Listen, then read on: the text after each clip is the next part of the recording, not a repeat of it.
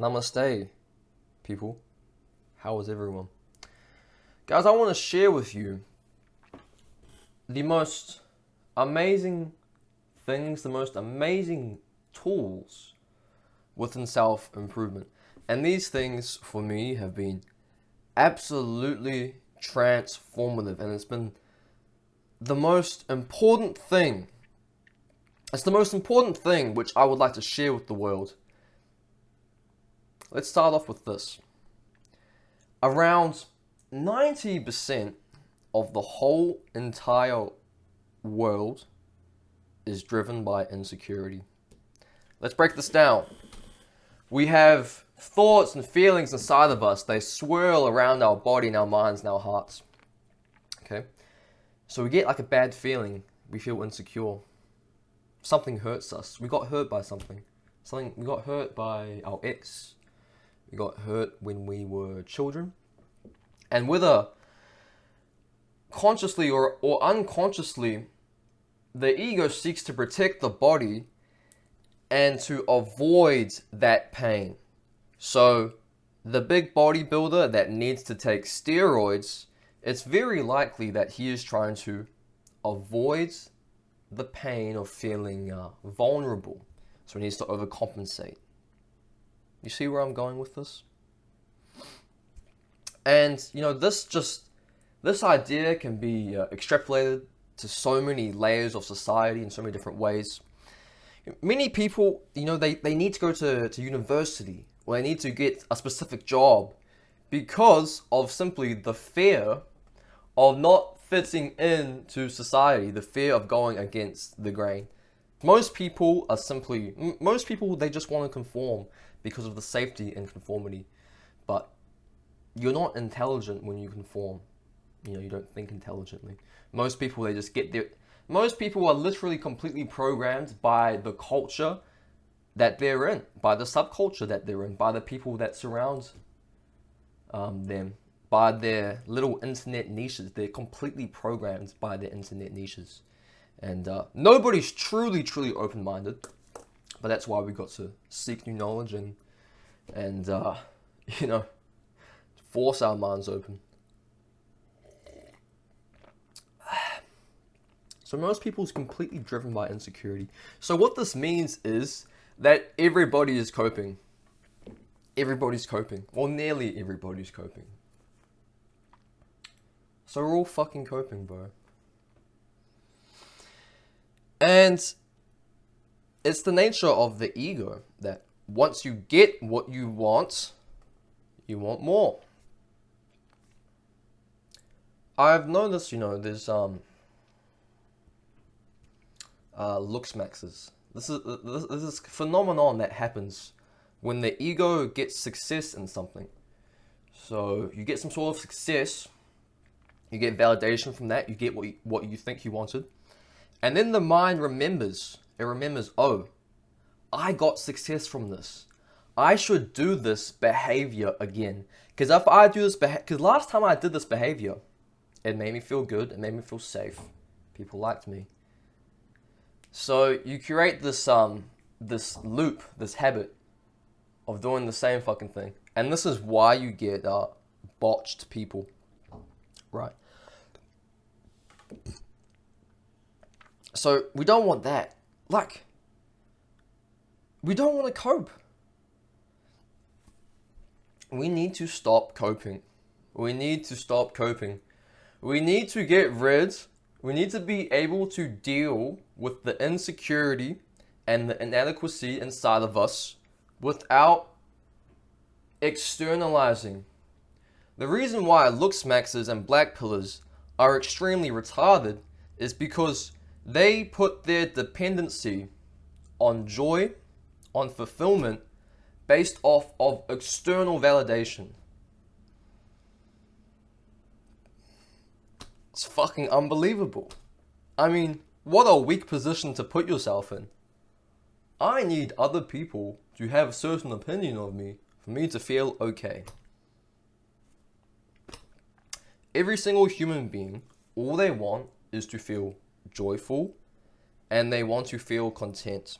Okay, and most people's pathways of this is to change the external world, i.e., you need people to have a good opinion of you to make you feel okay inside. So everybody just wants to feel okay inside, and most people, what they do, they look to society's standards and they want to move towards that. The best way to do this is usually to move towards some sort of self-actualization. And self-actualizing, it basically just means being all that you can be. And with what I see with the black pillars is they literally get stuck on like the third or fourth fucking tier, and they forget what it's really all about.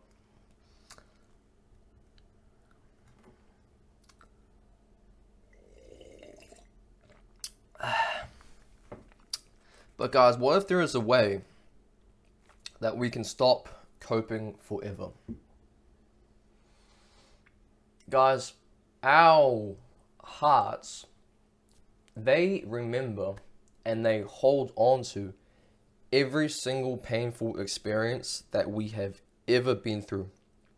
So it remembers, and then as it remembers, it then tries to avoid, and the ego tries to design our lives to avoid this pain. And what this does, it kind of puts barriers inside of our energy flow. Now, when you don't hold on to things, when you're not overthinking things which have happened in the past, when you're not trying to cope with what has hurt you, you simply flow and you are in a state of joy. And whether you know it or not, you want to be free. You want to be in this state of joy and freedom. You want this childlike freedom. When you ask like a retired guy, or no, like an old guy, what do you want to do when you retire? What is it that you want to do? It's so simple, man. It's really simple. It's like, I just want to feel the sun. I want to relax on the beach. Fulfillment, the feeling of fulfillment is actually very close to a feeling of emptiness, just a feeling of peace. And most people, they are chasing they're chasing things within the external world to give their internal world that feeling, and you do not need to go to the external world for that feeling. That's the whole point. That is the point. This is what is wrong with the world. Everybody thinks they need to go outside. They need to change the outside world. They need enough people to like them. They need enough people to validate them so they could feel okay. It doesn't fucking end. It does not end. Ever. Until you realize that all you need is you. Now, I get that black pillars, they get triggered when they see my videos and they don't really understand what I'm talking about. And I do recognize that to not have, the feeling of not being able to find a partner, a romantic partner, is really deeply, really hurts. But you don't need to live in pain, And a lot of them, they say, oh, it's over, and that's okay.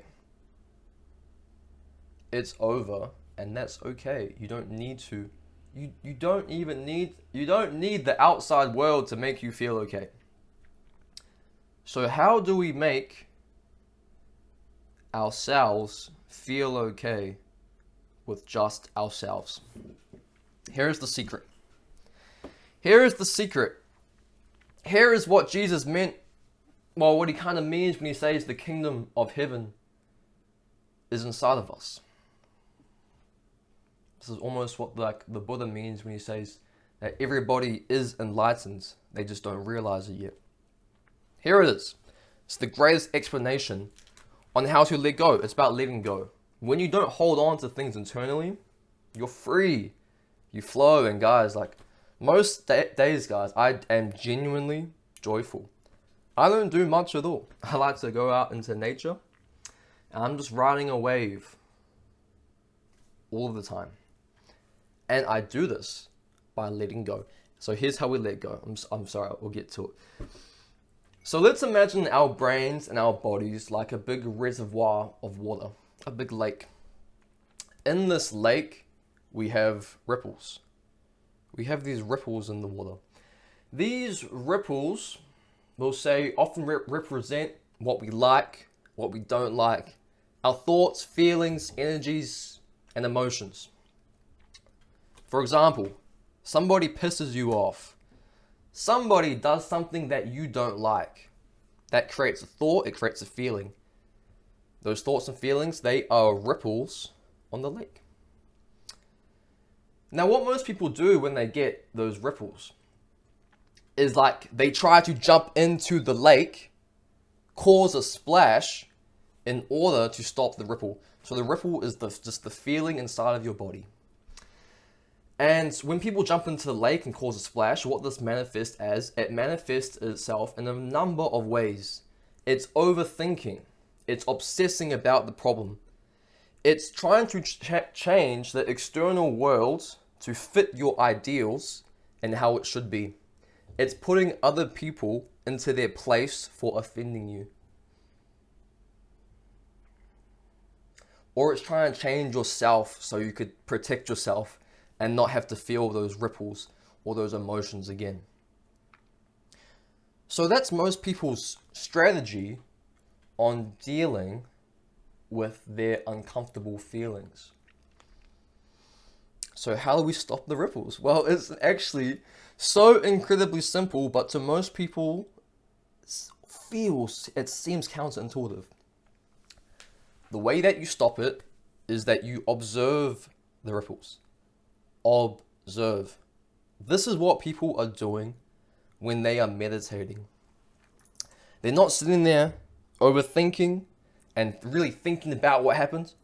They are simply observing the emotion, the energy, which is swirling inside of us, which is swirling in our reservoir. And that is it. That is what letting go is. And the more and more you do this, you'll see that these uncomfortable emotions simply disappear. And as you do this more and more, you will notice more and more stuff starts to come up. And this stuff is the emotions, it's the pain, it's the trauma that you have been through, what you've been trying to suppress your entire life. And you continue to let them go. You continue to observe them. And it can be painful. I think in some traditions they call this the yoga of fire, because you feel the pain come up in your heart and it becomes very uncomfortable. But as you just continue to patiently observe and sit with the feeling, it disappears. And as you do this, you just become free. You free yourself. Escaping the matrix, what escaping the matrix actually is escaping the ego. It's escaping the pain that you've been through.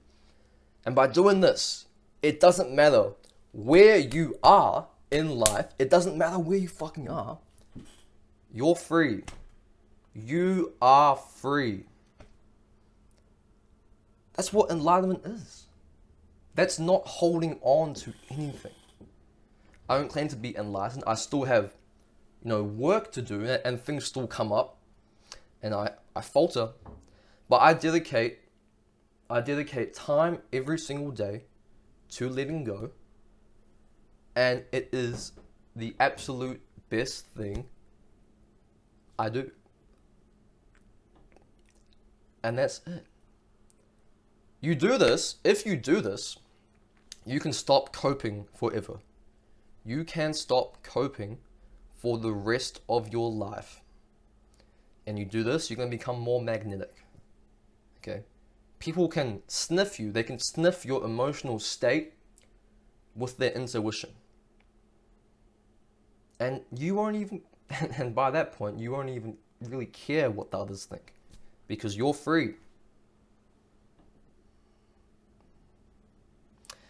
This has been heavily inspired by this book called The Untethered Soul by Michael Allen Singer. I highly recommend it, you guys. The reason why reading books like this, he has another book, an autobiography, such a good read, The Surrender Experiment. The reason why reading books like these are really good is because they inspire us and they remind us